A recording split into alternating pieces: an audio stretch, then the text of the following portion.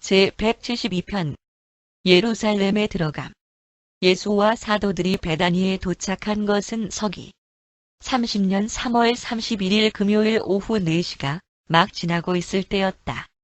나사로와 그의 자매들 그리고 친구들이 그들을 기다리고 있었으며 너무나 많은 사람들이 나사로의 부활에 대해 물어보려고 매일같이 올라왔으므로 나사로의 아버지가 죽은 이후 그 작은 마을을 지도하고 있으며 믿는 자인 이웃 주민 시몬의 집에서 머무실 수 있도록 준비가 되어 있음을 예수께 알렸다.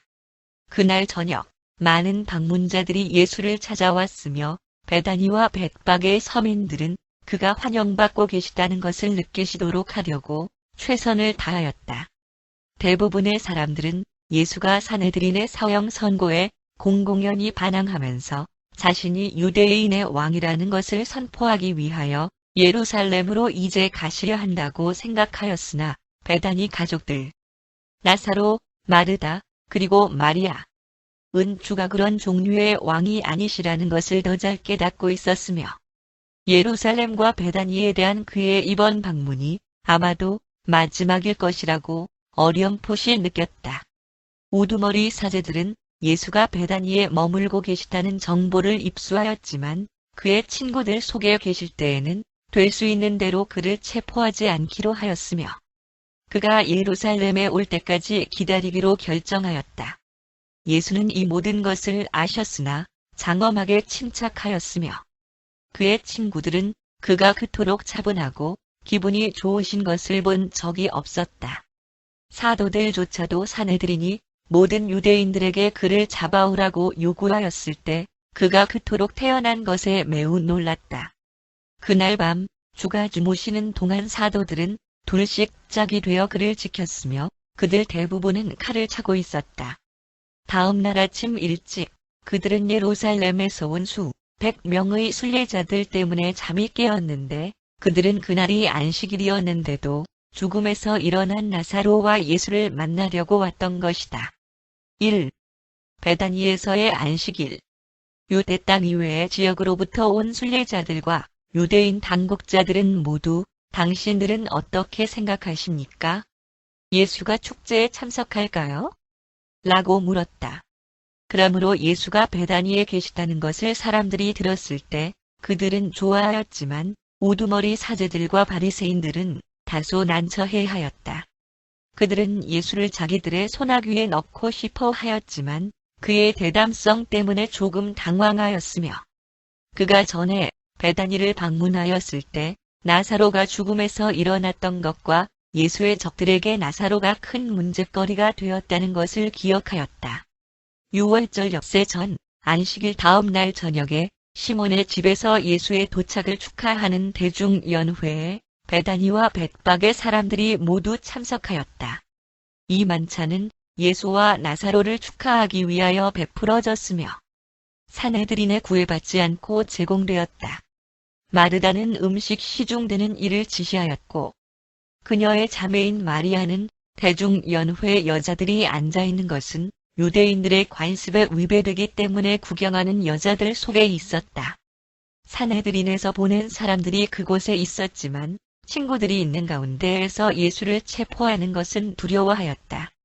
예수는 자신과 이름이 같은 옛날 사람 여호수아에 관하여 시몬과 이야기하면서 여호수아와 이스라엘 사람들이 어떻게 여리고에 들어왔는지를 자세히 말씀하였다. 여리고의 성벽이 무너져 내렸다는 전설에 대하여 예수는 나는 벽돌과 돌멩이로 지은 그런 성벽에는 관심이 없지만 나는 모든 사람들을 향한 아버지의 사랑에 대하여 이러한 설교를 함으로써 편견과 독선 그리고 증오의 벽이 무너져 내리게 할 것이다.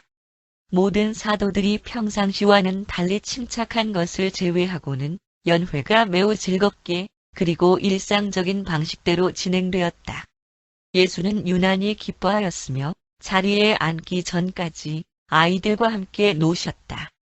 잔치가 끝날 무렵까지 특별한 일이 아무것도 없었는데 이때 나사로의 여동생인 마리아가 구경꾼 여인들로부터 앞으로 나아와서 주빈석에 비스듬히 앉아 계신 예수께로 가서 매우 귀하고 비싼 향유가 들어있는 흰 병을 열었으며 주의 머리에 바르고 나서 그것을 그의 발에 붓고 앉아서 자기 머리카락으로 그것들을 닦아내었다.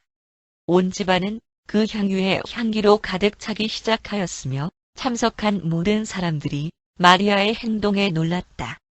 나사로는 아무 말이 없었으나 어떤 사람들이 매우 비싼 향유가 그렇게 사용된 것에 분개하면서 투덜거리고 있을 때 가룟 유다는 비스듬히 앉아있는 안드레에게 다가가서 말했다.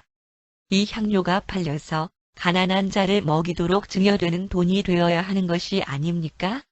당신이 주께 말씀드려서 그러한 낭비를 꾸짖도록 하셔야만 합니다. 예수는 그들이 무엇을 생각하는지를 아시고 그들이 말하는 것을 들었지만 자기 옆에 무릎을 꿇고 있는 마리아의 머리에 손을 얹으시고 다정한 표정을 지으시면서 말씀했다. 너희들은 모두 이 여인을 가만두라. 너희가 그녀의 가슴 속에서 선한 일을 행하고 있음을 보면서 어찌하여 이에 대하여 그녀에게 불편함을 가지느냐? 이 향유를 팔아서 그 돈으로 가난한 자에게 주었어야 한다고 투덜거린 너희에게 말하겠는데 너희에게는 가난한 자들이 항상 함께 있으니 너희에게 적당하면 어느 때라도 그들을 돌볼 수 있겠지만 나는 너희들과 항상 함께 하지 않을 것이다. 나는 곧 내 아버지께로 갈 것이다. 이 여인은 장사 지낼 내 육신을 위하여 이 향유를 오랫동안 간직해 왔으며 이제 이 여인은 나의 죽음을 예산하여 이 기름을 부은 것이니 이 여인에게는 만족함이 있을 것이다. 이 일을 함에 있어서 마리아는 이 행동을 통하여 내가 죽을 것이며 하늘에 계신 내 아버지께로 올라갈 것이라는 내 말에 대한 신앙을 보여줌으로써 너희 모두를 꾸짖은 것이다. 이 여인은 오늘 밤의 한 행동에 대하여 꾸지람을 받지 않을 것이다. 오히려 나는 너희에게 앞으로 오는 세대에 이 복음이 전파되는 전 세계의 어느 곳에서든지 그녀를 기억하며 이 여인의 행한 일이 이야기될 것임을 말하고 싶다. 가룟 유다가 개인적 책망으로 받아들이면서 마침내 그가 자기의 상한 기분을 위하여 안갚음을 찾는 것으로 그의 마음을 달랬던 것이 바로 이 꾸지람이었다. 그는 그러한 관념들을 무의식 중에 여러 번 떠올렸지만 이번에는 그러한 사악한 생각을 공공연히 그리고 의식 중에 감히 마음에 품게 되었다. 그리고 다른 많은 것들이 이러한 태도를 갖도록 그를 부추겼는데 이 향유의 값이 한 사람의 1년 수입에 5,000명에게 빵을 나누어 주기에 충분한 해당되는 값어치였기 때문이었다. 그러나 마리아는 예수를 사랑하였고 시체에 바르는 이 값비싼 향유를 그녀가 준비한 것은 주가 반드시 죽을 것이라고 그들에게 미리 경고하였을 때 그의 말씀을 믿었기 때문이었으며 자기 마음이 변하지 않으리라고 장담할 수 없다는 생각에서 주가 아직 살아 계실 때 이것을 그에게 드리고자 하였던 것이다. 마리아가 이 백송향이 담긴 이 옥합을 사기 위하여 오랫동안 돈을 모았다는 것을 나사로와 마르다는 둘 모두 알고 있으면서도 그녀가 진심으로 이러한 일을 하고자 하는 대로 허락하였던 것은 그들이 부유하였으므로 그런 헌물은 어렵지 않게 마련할 수 있었기 때문이었다. 예수와 나사로를 위한 만찬이 베다니에서 있었다는 소식을 들은 우두머리 사제들은 나사로를 어떻게 할 것인지에 대하여 자기들끼리 상의하기 시작하였다. 그리고 이윽고 그들은 나사로도 반드시 죽이기로 결정하였다. 그들은 예수가 죽음으로부터 살려준 나사로를 살려두고 예수만을 죽이는 것은 아무 소용이 없다는 정확한 결론에 도달하였다. 2. 일요일 아침에 사도들과 함께. 이날 일요일 아침에 주는 시몬의 아름다운 정원에서 12사도들을 옆으로 부르셔서 예루살렘에 들어가기 위한 마지막 주의 사항을 말씀하였다. 그는 아버지께로 돌아가시기 전에 아마도 여러 번 강론하고 가르치실 것이라고 그들에게 말씀하면서 사도들은 이 6월절 기간에 예루살렘에 머무는 동안에는 공공연한 사명활동을 하지 말라고 충고하였다. 그는 그들에게 자기 곁에 따라다니면서 깨어서 기도하라 고주의를 주었다.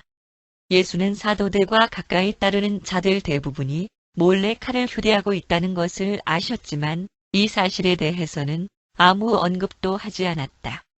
이날 아침의 교육에는 가버나움 근처에서의 사도 임명이 있은 후로부터 예루살렘에 들어갈 준비를 하고 있는 이 날까지의 그들의 사명활동에 대한 간단한 회고가 포옹되었다. 사도들은 조용히 듣기만 하였으며 아무 질문도 하지 않았다. 그날 아침 일찍 다윗 세베대는 펠라 야영지의 장비들을 처분한 돈을 가룟 유다에게 건네주었으며 예루살렘에 들어가면서 위급한 상황이 있을지라도 안전하게 보관하기 위하여 유다는 다시 이 돈의 대부분을 그들을 초대하였던 시몬에게 맡겼다. 사도들과의 의논이 끝난 후에 예수는 나사로와 말씀을 나누시면서 산헤드린의 복수심에 목숨을 바치는 일은 피해야 한다고 충고하였다. 나사로는 이 훈계에 순종하여 며칠 후 산헤드린 관리들이 자기를 잡으러 사람들을 보냈을 때 필라델피아로 피신하였다. 예수를 따르는 모든 사람들은 가는 도중에 위기가 박도하였다는 것을 느꼈지만 주의 보기 드문 기쁨과 비범한 아름다운 유머 때문에 그 심각성을 충분히 깨닫지는 못하였다. 3. 예루살렘을 향한 출발. 베다니로부터 성전까지는 약 2마일 거리였으며 예수가 예루살렘을 향하여 출발한 시간은 일요일 오후 1시 30분경이었다. 그는 베다니와 그곳에 있는 순박한 주민들에게 깊은 애정을 느끼셨다. 나사렛과 가버나움 그리고 예루살렘은 그를 배척하였지만 베다니는 그를 환영하였으며 그를 믿었다. 그의 지상 증여에서의 가장 막강한 일, 나사로의 부활을 행하기로 선택한 장소가 바로 이 작은 마을이었는데 그곳에 있는 남자와 여자들 그리고 아이들 대부분이 믿었다. 그 마을 사람들이 믿을 수 있도록 나사로를 살렸다기보다는 오히려 그들이 이미 믿었기 때문이었다. 예수는 아침 내내 자신의 예루살렘 입성에 관하여 생각하였다. 그는 지금까지 자신을 공공연히 메시아로 환영하는 어떤 움직임도 억제해왔지만 지금은 다른 상황이었으며 육신 속에서의 삶을 끝내실 시기가 가까워졌고 산헤드린으로부터 사형을 언도받았으며 제자들이 자신들의 느낌을 자유롭게 표현하여도 아무런 위험이 없을 것이고 공식적이고 공개적인 입성을 선택한다 해도 마찬가지였을 것이다. 예수는 예루살렘으로의 이 공개적인 입성을 대중의 지지를 얻기 위한 마지막 기회로 삼으려고 결정하였다거나 힘의 마지막 쟁취를 위해 결정한 것도 아니었다. 제자들이나 사도들이 인간적으로 열망하는 것들을 만족시켜주기 위해서 이 모든 일을 한 것도 아니었다. 예수는 공상적으로 꿈꾸는 자들의 환상들을 일절 거부하였으며 이번에 방문에서 무엇이 발생될 것인지를 잘 알고 계셨다. 주는 예루살렘에 공개적으로 입성하기로 결정하면서 그러한 결정을 어떤 방법으로 실행할 것인지 선택해야만 하였다. 예수는 소위 메시아적 예언들이라 불리는 다소 모순된 많은 것들을 모두 상고해 보셨지만 자신이 따르기에 적당한 것은 오직 하나밖에 없는 듯이 보였다. 이 예언적 표현들 대부분은 한 왕, 다윗 왕의 아들이요 후계자이며 외국의 통치에 의한 멍해로부터 모든 이스라엘을 구해줄 대담하고 공격적인 현세적 해방자를 묘사하고 있었다. 그러나 그의 사명활동의 영적 개념에 대하여 좀 더 아는 사람들이 종종 메시아와 관련시켜 왔었던 하나의 성서 구절이 있었는데 예수는 그의 예루살렘으로의 구체적으로 투사된 입성을 위한 지침으로 이를 일관성 있게 사용할 수도 있다고 생각했다. 이 성서는 스가랴서였으며 기록했다. 크게 기뻐하라, 오 시온에 따라. 외쳐라, 오 예루살렘에 따라. 보라, 너희들의 왕이 너희에게로 온다. 그는 공의로우며 구원을 가져오신다. 낮은 자로서 나귀를 타고 오시니 망아지 곧 당나귀의 새끼라. 전쟁을 하는 왕은 항상 말을 타고 도시에 들어갔다. 평화와 우호의 사명을 가진 왕은 항상 나귀를 타고 도시에 들어갔다. 예수는 말을 탄 사람으로서 예루살렘에 들어가려 하지 않았으며 대신 당나귀를 탄 사람의 아들로서 평화롭게 그리고 선한 뜻을 가지고 들어가고자 하였다. 예수는 자신의 왕국이 이 세상에 있지 않으며 그것은 순전히 영적 문제라는 것을 사도들과 제자들에게 직접적으로 가르쳐서 전하려고 오랫동안 노력하였으나 이 노력은 모두 성공하지 못하였다. 그가 평이하고 개인적 가르침으로 실패하였던 것을 이제는 상징적인 호소를 통하여 이루려고 시도하려 하였다. 따라서 예수는 점심 식사 직후에 베드로와 요한을 부르셔서 베다니 북서쪽 큰 길옆 가까운 곳에 있는 이웃 마을인 벳바게로 가라고 지시한 후에 말씀했다. 벳바게로 가서 사거리가 나오면 나귀 새끼가 매여 있는 것을 발견할 것이다. 그것을 풀어서 데려오도록 하여라. 만일 누구든지 너희가 왜 이렇게 하느냐고 묻거든 다만 주가 이것을 필요로 한다. 고만 대답하여라. 그리고 두 사도들이 주가 지시한 대로 벳바게에 갔을 때 길모퉁이에 있는 집에서 가까운 한가한 길에서 어미 곁에 매어 있는 나귀 새끼를 발견하였다. 베드로가 그 나귀 새끼를 풀기 시작하였을 때 주인이 다가와서 그들이 왜 이렇게 하는지를 물었으며 베드로가 주가 지시하였다고 대답하자 그 사람은 말했다. 만일 당신들의 주가 갈릴리에서 오신 예수라면 그 나귀 새끼를 가져다 드리십시오.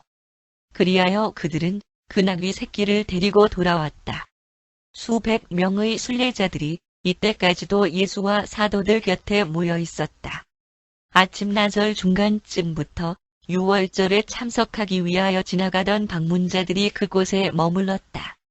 그러는 동안 다윗 세베대와 전에 그의 연락원이었던 몇몇 동료들은 서둘러 예루살렘에 내려가기를 주저하지 않았는데 그곳에서 그들은 방문하고 있는 수많은 성전 순례자들 속에 나사렛 예수가 승리의 행진으로 도시에 들어가실 것이라는 소식을 효과적으로 퍼뜨리기로 하였다. 따라서 수천 명의 방문객들이 선지자라고 많이 알려져 있으며 기적을 베푸는 메시아라고 믿어지는 이 사람을 만나기 위하여 때를 지어 앞으로 나아갔다. 예루살렘으로부터 나온 이 군중들은 올리브산 정상을 지나 도시로 내려오기 시작한 예수와 무리들을 만났다. 그 행렬이 베다니를 출발하였을 때 대개 갈릴리와 페레아로부터 온 제자들과 믿는 자들 그리고 방문하기 위한 순례자들로 구성된 축제에 참석하려는 무리들은 크게 열광하고 있었다. 그들이 출발하기 직전에 초기 여자 대원이었던 12명의 여인들이 동료들 몇 명과 함께 도착하여 이 광경을 보았으며 도시를 향하여 기쁨에 넘쳐서 움직이는 이 진기한 행렬에 동참하였다. 그들이 출발하기 전에 쌍둥이 형제 알페오는 그들의 겉옷을 나귀 위에 얹고 주가 타실 수 있도록 붙들어드렸다. 행렬이 올리브 산 꼭대기를 향하여 움직이자 축제에 참석하려는 군중들은 왕가의 아들, 약속된 메시아를 태우고 있는 나귀에게 경의를 표하는 양탄자를 깔기 위하여 그들의 옷을 길에 깔고 가까이에서 나뭇가지들을 가져왔다.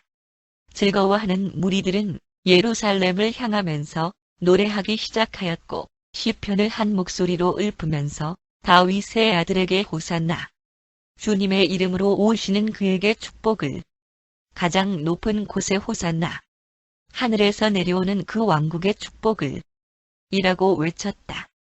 그 성과 성전 탑들이 잘 내려다 보이는 올리브 산 꼭대기에 이를 때까지 예수는 무리들과 함께 명랑하고 즐거워하였지만 주는 그곳에서 행렬을 멈추게 하였고 그의 눈물을 흘리시는 모습을 그들이 보자 무거운 침묵이 모두에게 엄습하였다.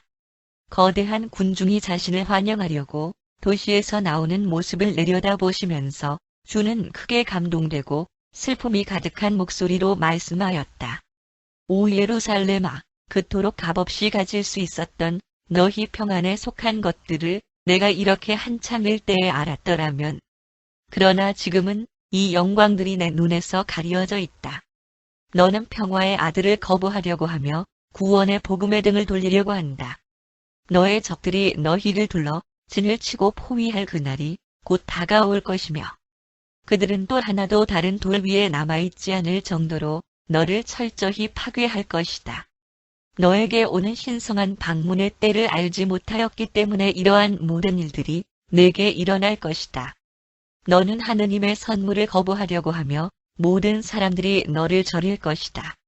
그가 말씀을 마치시자 그들은 다시 올리브 산을 내려가기 시작하였으며 얼마 안 있어서 종려나무 가지를 흔들고 호산나를 외치든지 아니면 즐거워 떠들고 서로 반기면서 예루살렘으로부터 나오는 방문객 무리들과 합세하였다. 이러한 군중이 그들을 만나려고 예루살렘으로부터 나온 것은 주가 계획하였던 것이 아니었으며 다른 사람들이 꾸민 일이었다. 그는 극적인 일을 미리 꾸미는 어떤 일도 한 적이 없었다. 주를 환영하기 위하여 쏟아져 나온 군중들 속에는 많은 바리새인 그리고 다른 적들도 섞여 있었다. 그들은 이러한 갑작스럽고 예상치 못하였던 민중의 환호에 너무나도 당황하였으며 민중들로 하여금 공개적으로 폭동을 일으키도록 조장할 수도 있으므로 그를 체포하기를 두려워하였다. 그들은 예수의 말씀을 많이 듣고 대부분이 그를 믿는 그 많은 방문객들의 태도를 무척 두려워하였다. 그들이 예루살렘에 가까이 오자 군중들은 더욱 노골적으로 시위하였으므로 바리새인들 중 일부가 예수 곁을 따라 길을 올라가면서 말했다. 선생이여, 점잖게 행동하도록 당신의 제자들을 꾸짖고 타이르셔야만 합니다. 예수는 우두머리 사제들이 거부한 평화의 아들을 이 자녀들이 환영하는 것은 당연한 일이다. 그들을 멈추게 한다면 그들 대신에 길 옆에 있는 이돌들이라도 소리 지를 것이다. 그 바리새인들은 그때 성전에서 회의를 하고 있는 사내들인에 합세하기 위하여 서둘러 행렬 앞으로 갔으며 동료들에게 보고하였다. 보라, 우리가 한 일들이 아무 소용도 없게 되었으며 이 갈릴리 사람 때문에 우리가 난처하게 되었다. 사람들이 노도와 같이 그에게로 몰려나갔으니 우리가 이 무식한 자들을 멈추게 하지 못한다면 온 세계가 그를 따를 것이다. 대중들의 이러한 외견상의 자연적인 열광에는 아무런 깊은 의의가 정말로 없었다. 이러한 환영은 기쁘고 진지한 것이기는 하였지만 축제에 참석한 이 군중들의 가슴 속에 깊이 자리 잡고 있는 실제적인 신념을 조금도 나타낸 것이 아니었다. 동일한 이 군중들은 이 주간의 마지막에 사내들이니 그를 배척하기로 굳게 결의하고 자신들이 환멸을 느꼈을 때 그들이 오랫동안 기대해왔던 것에 따라 왕국을 예수가 세우려 하지 않는다는 것을 깨달았을 때 마찬가지로 곧 기꺼이 예수를 거부하였던 것이다. 그러나 도시가 온통 크게 소동하여 모든 사람들이 이 사람이 누구냐? 고 물었다. 군중들은 이 사람은 갈릴리에서 오신 선지자 나사렛 예수시다. 하며 대답하였다. 4. 성전 방문. 알페오 쌍둥이 형제들이 나귀를 주인에게 돌려주러 간 동안 예수와 10명의 사도들은 가까이 있는 동료들로부터 따로 떨어져서 성전을 거닐었으며 유월절을 준비하는 광경을 바라보았다. 사내들이니 사람들을 크게 무서워하였으므로 예수를 방해하는 일은 없었으며 그것은 결국 군중들이 예수를 환호하도록 허락한 이유들 중에 하나가 되었다. 사도들은 도시에 들어갔을 때 예수를 즉시 체포하지 않도록 효력을 발생한 이 사건이 단순한 인간 행태였다는 것을 거의 깨닫지 못하였다. 주는 높은 자든지 낮은 자든지 모든 예루살렘의 주민들에게 또한 수만 명의 유월절 방문객들에게 복음을 듣고 원한다면 평화의 아들을 영접할 수 있는 마지막 기회를 한 번 더 주시고 싶었다. 그리하여 이제 저녁이 되고 군중들이 양식을 찾으러 갔으며 예수와 그를 가까이 따르는 사람들만이 남아 있었다. 얼마나 유별난 하루였는지. 사도들은 생각에 잠겨서 아무 말도 없었다. 그들이 예수와 함께 하였던 지난 기간 동안 이런 날을 본 적이 없었다. 그들은 보관함 옆에 앉아서 사람들이 기부금을 넣는 것을 보았는데 부자들은 수납 상자에 많이 집어넣었으며 모두 자기 소유 정도에 따라서 얼마씩 내었다. 마침내 초라하게 차려입은 한 가난한 과부가 왔으며 그들은 그녀가 2전 작은 구리동전을 깔때기 모양의 구멍에 넣는 것을 보았다. 그러자 예수는 사도들에게 그 과부를 주목해 보라고 하면서 말씀했다. 너희들이 방금 본 것을 명심하도록 해라. 이 가난한 과부가 다른 모든 사람들보다 더 많이 내었는데 그것은 다른 사람들은 그들의 사치스러움으로부터 약간의 분돈 안에서 선물로서 던져 넣었지만 그러나 이 가난한 여인은 그녀가 도움을 받아야 함에도 불구하고 그녀가 가진 모든 것, 살아가는 데 쓸 것까지 내어놓았기 때문이다. 저녁이 가까워지자 그들은 말없이 성전 뜰을 거닐었으며 예수가 전에 방문하였던 것과 관련된 감정들을 회상하면서 이 친숙한 장면들을 한 번 더 둘러보신 후에 말씀하였다. 우리의 휴식을 위하여 베다니로 가자. 예수는 베드로와 요한과 함께 시몬의 집으로 가셨으며 다른 사도들은 베다니와 벳바게에 있는 친구들 집에 머물렀다. 5. 사도들의 태도. 이날 일요일 저녁 그들이 베다니로 돌아올 때 예수는 사도들보다 앞장서서 걸었다. 시몬의 집에 도착한 후 서로 헤어질 때까지 한마디의 말도 없었다. 이 세상에 있는 어떤 12명의 사람이라도 왕국 대사들의 마음과 혼 속에 지금 밀려들어온 것과 같은 그토록 다양하고 설명할 수 없는 체험들을 한 적은 없었을 것이다. 강인한 이 갈릴리 사람들은 혼동되고 당황하여 그들이 다음에 무엇을 기대해야 될지를 알 수가 없었으며 너무나도 놀라서 두려워할 수도 없을 정도였다. 그들은 주가 내일 무슨 일을 하려는지 아무것도 알지 못하였으며 아무런 질문도 하지 못하였다. 그들은 숙소로 돌아갔으나 쌍둥이 형제를 제외하고는 모두 잠을 이루지 못하였다. 그러나 그들은 시몬의 집에 계시는 예수를 지키기 위하여 칼을 휴대하지는 않았다. 안드레는 아주 당황해서 거의 혼동된 상태였다. 그는 환호하는 대중들을 심각하게 평가하지 않은 유일한 사도였다. 그는 사도 대원들의 대표자로서의 자기 책임에 대한 생각에 너무 몰두한 나머지 대중들이 호산나를 크게 외친 의미나 의의에 진지한 주의를 기울일 수가 없었다. 안드레는 그의 동료들 중에 흥분하여 그 소동 속에서 가담하는 사람이 혹시 있지 않을까 염려하여 그들, 특히 베드로, 야고보, 요한 그리고 시몬 제일롯대를 지켜보기에 바빴다. 안드레는 이날부터 며칠 동안 내내 심각한 의심으로 괴로웠지만 그의 동료 사도들에게는 이 의심들을 조금도 내색하지 않았다. 그는 칼을 차고 있으리라고 생각되는 12사도들 중 일부의 태도를 걱정하였지만 자기 자신의 형제인 베드로가 그러한 무기를 지니고 있다는 것은 알지 못하였다. 그리하여 예루살렘으로의 행진은 안드레에게 비교적 피상적인 인상을 주었을 뿐이고 그는 자기가 맡은 책임에 너무 바빠서 다른 감정을 가질 수가 없었다. 시몬 베드로는 처음에는 이 대중들의 열광적인 시위 때문에 거의 온몸이 공중에 떠 있는 듯하였으나 그날 밤 베다니로 돌아옴으로써 상당히 침착하게 되었다. 베드로는 한마디로 주가 무엇을 하려는지 감을 잡을 수가 없었다. 그는 대중들이 보여주는 이 열광의 물결에 예수께서 어떤 선언을 하며 따라주지 않는 것에 아주 심하게 실망하였다. 베드로는 그들이 성전에 도착하였을 때 예수가 왜 아무 말씀도 하지 않았는지 아니면 어째서 적어도 사도들 중에 하나에게는 군중들 앞에서 연설하도록 허락하지도 않았는지 도대체 납득할 수가 없었다. 베드로는 위대한 설교자였고 그토록 많은 잘 받아들일 준비가 되어 있는 그리고 열정적인 청중들을 헛되이 가도록 놔두는 것을 납득할 수 없었다. 그는 그 성전에 있는 바로 그 군중들에게 왕국 복음을 전하고 싶어서 안달이 났지만 주는 이 유월절 주간 동안 예루살렘에서 어떤 가르침이나 설교도 해서는 안 된다고 이미 그들에게 특별히 명령하였었다. 성 안으로 들어가는 대대적인 행렬에 대하여 행한 반응은 시몬 베드로에게는 비참한 것이었다.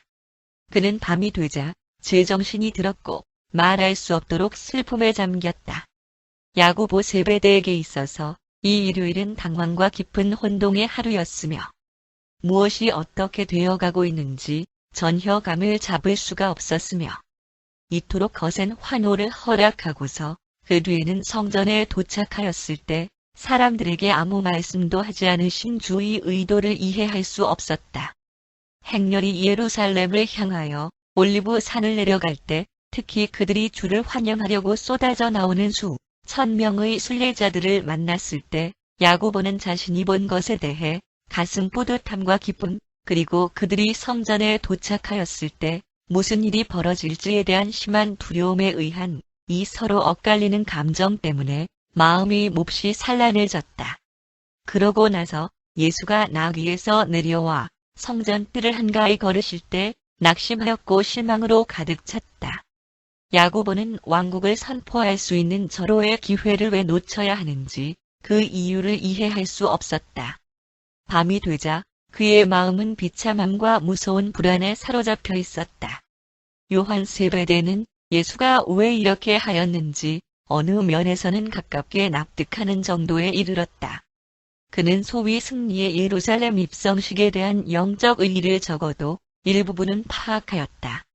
군중들이 성전으로 움직일 때 요한은 나귀에 걸터 앉으신 줄을 붙잡으면서 언젠가 예수가 성서에서 인용하였던 스가랴서를 상기하였으며 그 내용은 평화의 사람으로 오시는 메시아가 나귀를 타고 예루살렘에 들어오신다는 것이었다. 요한은 마음속에서 성서를 이모저모 따지면서 이 일요일 오후 행렬의 상징적인 의의를 비로소 이해하기 시작하였다. 적어도 그는 마침내 이 에피소드의 뜻을 어느 정도 즐길 수 있을 정도로 성서의 의미를 충분히 파악하였으며 겉보기에 아무 의미 없이 개선의 행진이 끝난 것 때문에 지나치게 우울해지는 것이 방지되었다. 요한은 상징으로 생각하고 느끼는 자연스러운 경향을 가진 마음 유형을 지니고 있었다. 빌립은 쏟아져 나온 군중들의 갑작스러움과 자발성 때문에 전적으로 안정을 잃었다. 그는 올리브산을 내려오는 동안 그 시위가 무엇을 의미하는지를 어떤 안정된 정신을 차릴 만큼 그의 생각을 충분히 가다듬을 수 없었다. 그는 주가 예우를 받으시는 것 때문에 어떤 면에서는 그 광경을 즐겼다. 그들이 성전에 도착하였을 때 그는 예수가 아마도 그 군중들을 먹이라고 자기에게 명하실 것이라는 생각 때문에 불안하였으므로 예수가 그처럼 군중들로부터 유유히 떠나시는 행위에 사도들 대부분은 몹시 낙심하였지만 빌립은 매우 안심이 되었다. 12사도들의 사모장이었던 그에게 군중들은 때로 큰 시련이었다. 군중들에 대한 물질적 필요에 관한 이들 개인적 두려움에서 벗어나지자 빌립은 베드로와 합세하여 군중들에게 아무것도 가르치지 않은 것에 실망하였다고 말하였다. 빌립은 그날 밤 이러한 체험들을 되새겨 보면서 왕국에 대한 관념 전체를 의심하는 유혹을 받았으며 이러한 것들이 무엇을 의미하는가에 대해 솔직하게 궁금하였지만 자신의 의심을 아무에게도 표현하지 않았다. 그는 예수를 너무나 사랑하였다. 그는 주에 대한 매우 큰 개인적 신앙을 가졌다. 나다니엘은 상징적이고 예언적인 측면을 제외하고는 주가 유월절 순례자들의 대중적인 지지를 얻은 이유를 가장 가깝게 납득하였다. 그는 추측하기를 예루살렘에 그렇게 시위하며 입성하지 않고는 그들이 성전에 도착하기도 전에 도시에 들어가려는 순간 예수가 사내들인 관리들에게 체포되어 감옥에 갇힐 것이라고 생각하였다. 그러므로 그는 일단 성곽 안에 들어왔고 그리고 유대인 지도자들에게 그를 즉시 체포하는 일을 억제하도록 그렇게 강제적으로 감동을 주게 되었을 때 주가 환호하는 군중들을 더 이상 활용하지 않으시려는 것에 대해 조금도 놀라지 않았다. 나다니엘은 주가 왜 이런 방법으로 도시에 들어왔는지에 대한 참된 이유를 이해하였으므로 예수의 그 이후의 행동에 대해 다른 사도들보다 자연스럽게 더 안정되어 있었으며 동요나 낙심하는 정도가 덜하였다. 나다니엘은 사람들에 대한 예수의 납득뿐만 아니라 어려운 상황을 다루는 그의 현명함과 영리함에도 마찬가지로 매우 큰 자신감을 가지고 있었다. 마태는 이 화려한 행렬 행위에 처음에는 당황하였다. 예루살렘이 자신들의 왕이 나귀 새끼를 타고 구원을 가져옴으로 인하여 기뻐할 것이라 한 선지자가 암시했던 스가랴서를 그도 역시 기억할 때까지는 자기 눈에 비치고 있는 모습의 의미를 파악하지 못하였다. 행렬이 도시를 향하여 움직이고 마침내 성전에 가까워지자 마태는 환희에 빠졌다. 소리치는 군중들 앞에 계신 주가 성전에 도착하면 엄청난 어떤 일이 벌어질 것이라고 확신하였다. 바리새인 한 사람이 예수를 조롱하며 여러분들 여기에 누가 오는가를 좀 보십시오. 나귀를 타고 오는 유대인의 왕입니다. 라고 말하였을 때 마태는 크게 자제함으로써 가까스로 그에게 손을 대지 않았다. 그날 저녁 베다니로 돌아갈 때 12 사도들 중에서 마태보다 더 우울한 사람은 없었다. 그는 시몬 베드로와 시몬 제일롯때 못지않게 신경이 가장 곤두서는 체험을 하였고 밤이 되자 기진맥진한 상태가 되었다. 그러나 아침이 되자 마태는 훨씬 원기를 회복하였다. 그는 무엇보다도 씩씩한 패자였다. 도마는 모든 12 사도들 중에서 가장 당황하고 어리둥절해진 사람이었다. 그는 대부분의 시간을 그냥 따라다니기만 했고 그 광경을 둘러보면서 그러한 유별난 시위에 주가 어떤 동기에서 참여하는지에 대하여 정직하게 궁금해하였다. 가슴 깊은 곳에서 그는 모든 행위가 유치하게 여겨졌고 그도 아니라면 영락없이 바보 같다고 여겼다. 그는 예수가 결코 이런 일을 한 것을 본 적이 없었으며 이 일요일 오후에 그의 이상한 행위를 설명하지 못해서 어찌할 바를 몰랐다. 그들이 성전에 도착할 때까지 대중들이 이렇게 시위를 한 것은 산헤드린을 매우 놀라게 해서 그들이 감히 주를 즉시로 체포하지 못하게 하려는데 목적이 있었다고 도마는 추론하였다. 도마는 베다니로 돌아가는 길에서 많은 것을 생각하였지만 아무 말도 하지 않았다.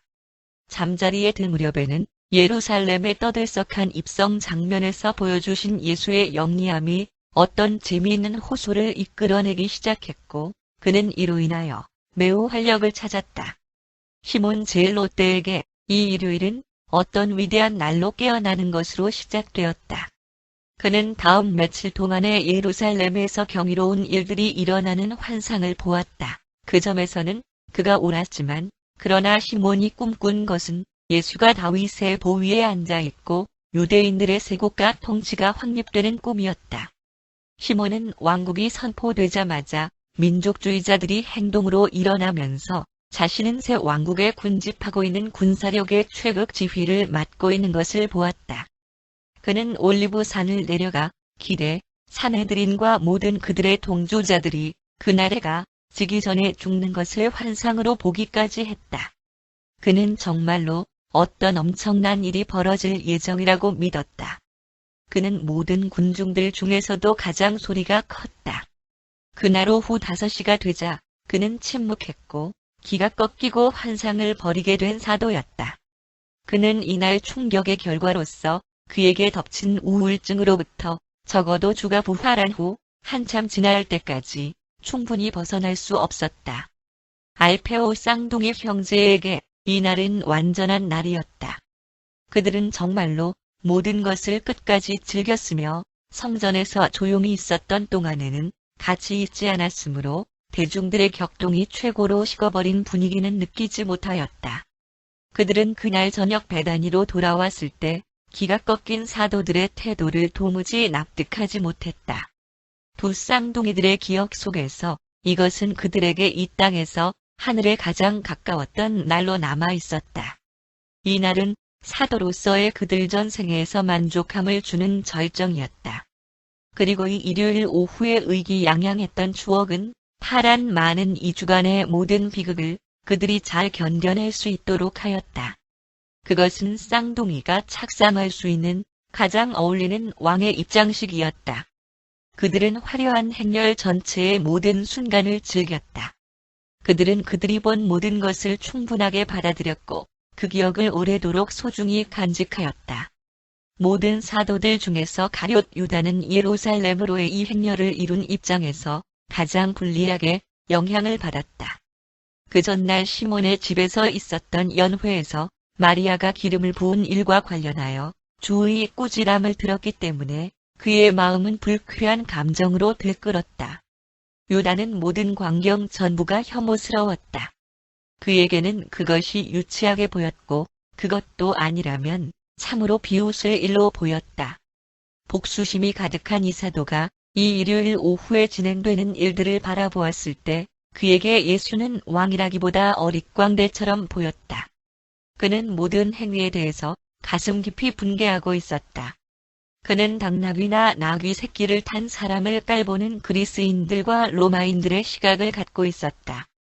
개선 행렬이 도시로 들어갈 쯤이 되자 유다는 그러한 왕국의 모든 관념을 내버리기로 그의 마음을 거의 작정하였다. 하늘의 왕국을 세우려는 모든 그러한 우스꽝스러운 시도를 저버리기로 거의 작정하였다. 그러고 나서는 그는 나사로의 부활과 그리고 다른 여러 가지들을 생각해 보았고, 그리고 적어도 하루 더 12명과 함께 머물기로 결정했다. 게다가 그가 돈 주머니를 갖고 있었으므로 사도들의 자금을 지닌 채로 떠나버리고 싶지 않았다. 그날 밤 베다니로 돌아가는 길에서 다른 사도들도 모두 똑같이 불이 죽고 침묵하였기 때문에 그의 행위는 전혀 이상하게 보이지 않았다. 유다는 자신의 사두개인 친구들의 비웃음에 많은 영향을 받았다. 예수와 동료 사도들을 버리기로 최종적인 결정을 하는 데 있어서 예수가 성문에 막 도착하였을 때 일어난 어떤 에피소드만큼 다른 어떤 한 요소가 그에게 그토록 큰 영향을 준 것은 없었다. 한저명한 사두개인 유다, 집안의 친구이 그에게 달려와 그의 등을 두드리며 매우 즐겁게 조롱하는 말투로 말하기를, 여보게, 자네는 왜 표정이 그렇게 침통한가? 기운을 내고 나귀 등에 앉아서 예루살렘 성문을 들어오는 유대인의 왕 나사렛 예수를 환호하는 우리들에게 동참하지 않겠나? 유다는 어떤 박해에도 굴복한 적이 없었지만 이런 비웃음에는 견딜 수가 없었다. 오랫동안 간직해왔던 복수의 감정이 조롱받는다는 이 치명적 두려움, 주와 동료 사도들이 부끄럽게 여겨지는 소름 끼치고 두려움이 가득한 느낌과 뒤섞이게 되었다. 사도 임명받은 이왕국의 대사는 가슴에서 이미 도망자였다. 주와 드러내놓고 단절하기 위한 어떤 그럴듯한 핑계를 찾는 일만이 남았을 뿐이었다.